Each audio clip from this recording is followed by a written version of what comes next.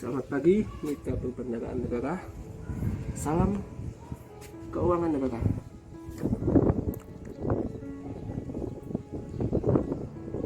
Perkenalkan, nama saya Ilham Atta-Taswanda dari kelas 18 Prodi D3 Kependaharaan Negara. Di sini saya akan menjelaskan tentang pentingnya aplikasi keuangan negara beserta penerapannya di lokasi perkantoran. Langsung saja simak penjelasan video berikut ini. Aplikasi keuangan negara terintegrasi dari sistem IFMIS, yang dimana sistem tersebut ada 3 aplikasi, yaitu SPAN, Sakti, dan juga SIMAN. SPAN, apakah itu? SPAN adalah suatu sistem manajemen informasi keuangan yang terintegrasi oleh sistem IFMIS yang mencakup keseluruhan proses pengelolaan keuangan negara, mulai dari persiapan, pelaksanaan, hingga pelaporan anggaran. Fungsi dari utama SPAN ini adalah penyusunan anggaran, lalu manajemen IPA, manajemen komitmen, manajemen pembayaran, manajemen kas, serta akuntansi dan pelaporan. SPAN ini ada di kantor instansi Kementerian Keuangan, mulai dari DJA, DJPB, DJPR, sampai unit vertikal instansi. SPAN berfungsi untuk menghubungkan user dari unit-unit tersebut di atas secara real-time, online, dalam pengelolaan keuangan negara sesuai dengan tanggung jawabnya. Aplikasi SPAN terkoneksi dengan perbankan, di antaranya 4 bank nasional, yaitu Bank Rakyat Indonesia atau BRI, Bank Nasional Indonesia atau BNI, Mandiri, dan Bank Tabungan Nasional atau BTN. Untuk memonitoring pencairan SP2D, ada aplikasi yaitu OMSPAN, Online Monitoring SPAN.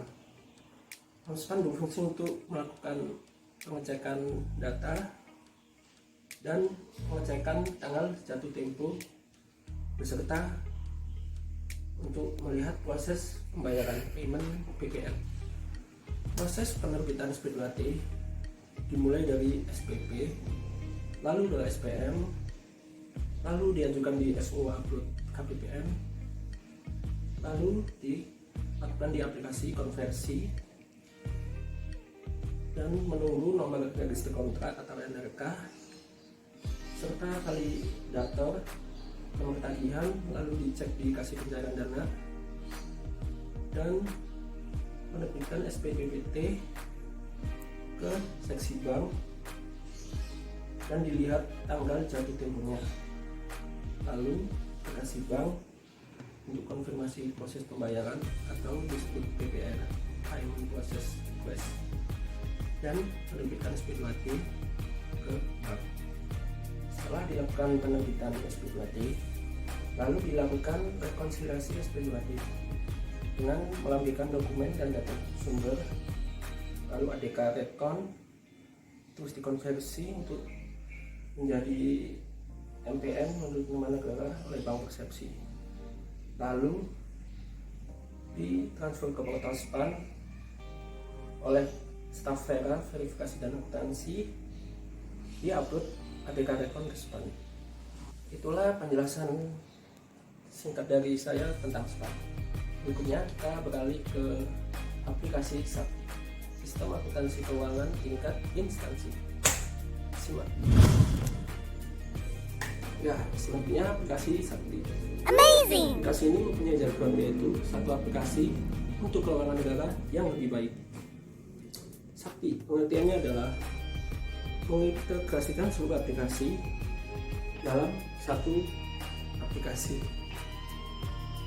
digunakan oleh KL dari level 1 wilayah, eselon 1, dan kementerian. Untuk saat ini masih digunakan oleh Kementerian Keuangan, dan rencananya untuk tahun depan akan diterapkan ke kementerian atau lembaga lain. Aplikasi ini menerapkan single database, lalu mempunyai fungsi utama yaitu perencanaan, pelaksanaan, dan pertanggungjawaban anggaran. Aplikasi Sakti berinterface dengan SPAN pada tahap siklus tiap anggaran. Komponen Sakti ini terdiri dari modul penganggaran yaitu aplikasi staging terdahulu, KKL, SPK, dan PPNBP. Selanjutnya modul pelaksanaan anggaran yaitu aplikasi yang terdahulu, IPP, dan SAS. Dan terakhir modul akuntansi dan pelaporan yang merupakan aplikasi terdahulu yaitu SIMAK BNN, Sediaan, dan Cyber. Apa kelebihan Sakti dibanding aplikasi yang terdahulu? Yang pertama yaitu menggunakan satu database pusat. Lalu kelebihan kedua, memiliki tingkat keamanan yang lebih tinggi dengan adanya proses enkripsi ADK (arsip data komputer). Lalu dapat diinstal di beberapa operating system, bisa Windows, bisa Linux. Lalu lebih mudah digunakan, user friendly. Dapat dijalankan dalam spesifikasi PC atau laptop yang minimum. Dan terakhir, kinerja aplikasi yang lebih konsisten. Aplikasi Sakti ini terdiri dari 8 modul, yang diantaranya adalah modul anggaran, pembayaran, modul komitmen, modul kesediaan, modul bendahara, modul aset tetap, modul administrasi, dan modul GL pelaporan guna kita. Aplikasi tersebut merupakan existing dari aplikasi sebelumnya. Berikut penjelasan dan gambar dari aplikasi ini. Yang pertama, modul administrasi. Modul administrasi adalah suatu modul yang diperuntukkan bagi seseorang administrator dalam mengolah data referensi, data user manual, dan database Sakti. Modul administrasi meliputi pengelolaan referensi modul, user management, backup restore data, dan security management. Lalu modul anggaran. Modul anggaran adalah modul yang melakukan proses penyusunan rencana kerja anggaran sampai dengan penyusunan dokumen pelaksanaan anggaran.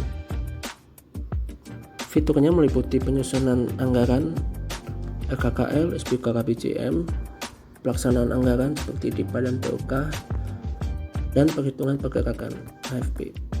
Output yang dihasilkan dari modul anggaran adalah ADK dan ADK RKKL. Selanjutnya modul komitmen. Modul ini untuk melakukan aktivitas terkait pencatatan data perikatan maupun kontrak yang dalam rangka pelaksanaan APBN untuk pengelolaan data baku, perencanaan kas, dan referensi dalam pelaksanaan pembayaran. Ruang lingkupnya meliputi manajemen supplier, manajemen kontrak, pencatatan BAST. Output yang dihasilkan dari modul ini adalah ADK supplier dan ADK kontrak. Lalu modul pembayaran. Modul ini untuk memproses resume tagihan SPP dan SPM untuk diajukan ke KPPN dalam rangka pelaksanaan pencairan dana APBN. Output yang dihasilkan adalah dokumen SPP, SPM, atau dokumen yang dipersamakan. Lalu ADK, ADK RT, ADK SPM, atau ADK yang dipersamakan. Selanjutnya modul bendahara. Modul bendahara ini merupakan bagian dari modul pelaksanaan anggaran yang fungsinya adalah menitik beratkan pada proses penatausahaan, penerimaan, dan pengeluaran neraca di bendahara, meliputi bendahara pengeluaran maupun penerimaan. Ruang lingkupnya seperti penatausahaan UP, penatausahaan LS bendahara, potongan pajak, dan lain-lain. Output yang dihasilkan adalah LPJ bendahara. Selanjutnya modul persediaan. Modul ini merupakan modul Sakti yang dikhususkan untuk menangani pengelolaan barang persediaan di tingkat Satker atau UAKPB sampai dengan tingkat Satker pembantu UAPKPB. Output yang dihasilkan adalah laporan persediaan. Selanjutnya modul aset tetap. Modul ini merupakan modul aplikasi sakti yang digunakan untuk melaksanakan pengelolaan transaksi keuangan aset tetap, meliputi pencatatan, pengakuntansian, perubahan, penghapusan BMN, dan juga KDP. Fungsi modul ini untuk penguasaan BMN, penguasaan pencatatan transaksi mutasi BMN, pengakuntansian BMN, dan penghitungan penyusutan aset tetap. Output yang dihasilkan adalah laporan BMN, laporan kondisi barang, dan laporan penyusutan. Selanjutnya yang terakhir adalah modul GL dan pelaporan. Modul GL dan pelaporan merupakan modul sakti yang memuat keseluruhan proses yang terkait dengan akuntansi dan pelaporan. Output yang dihasilkan dari modul ini adalah laporan operasional, LPE, neraca, dan LRA. Nah, itu tadi penjelasan dari aplikasi sakti beserta modul yang ada dalam aplikasi tersebut. Berikutnya kita akan beralih pada aplikasi Siman. Apa itu aplikasi Siman? Simak penjelasan berikut ini. Nah, sekarang kita aplikasi Siman. Aplikasi Siman itu adalah aplikasi yang digunakan untuk melakukan proses pengelolaan yang meliputi perencanaan, penggunaan, pemanfaatan, pemeliharaan, sampai dengan pemindah tanganan aset negara berbasis internet yang dilaksanakan oleh pengelola maupun pengguna. User Siman adalah pengelola dan pengguna. Pengelolanya adalah DJKN yang mewakili Kanwil dan KPKNL. Lalu penggunanya adalah Satker, mulai dari WAPP sampai dengan WKPP. Nah, hubungan Simak BMN dan Siman itu adalah data Siman bersumber dari data Simak BMN. Siman menyiapkan fitur untuk melengkapi data Simak BMN dengan atribut aset dalam rangka pendukung pengelolaan BMN seperti identitas aset, riwayat pengelolaan, riwayat pemeliharaan, riwayat pemakai, riwayat mutasi, lokasi posisi GPS, foto, dan dokumen digital. Nah, itu tadi penjelasan dari Siman. Sekian penjelasan dari saya dari 3 aplikasi tersebut, Siman, Span, dan juga Sakti. Aplikasi tersebut sangat penting untuk pengelolaan keuangan negara. Diharapkan dengan adanya aplikasi ini dapat membantu pengelolaan keuangan negara lebih efisien, efektif, fleksibel, dan berjalan semakin lebih baik. Nah, itu dari penjelasan singkat dari saya. Kali ini akan berakhir pada sesi penutupan.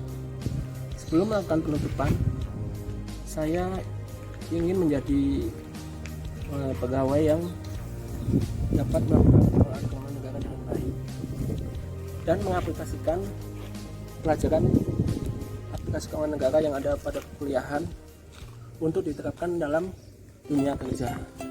Cukup sekian video dari saya. Apabila ada salah kata dan penjelasan, mohon maaf, dan apabila ada kekurangan, mohon dimaafkan juga. Sekian video penjelasan saya. Sampai jumpa dan sampai bertemu kembali.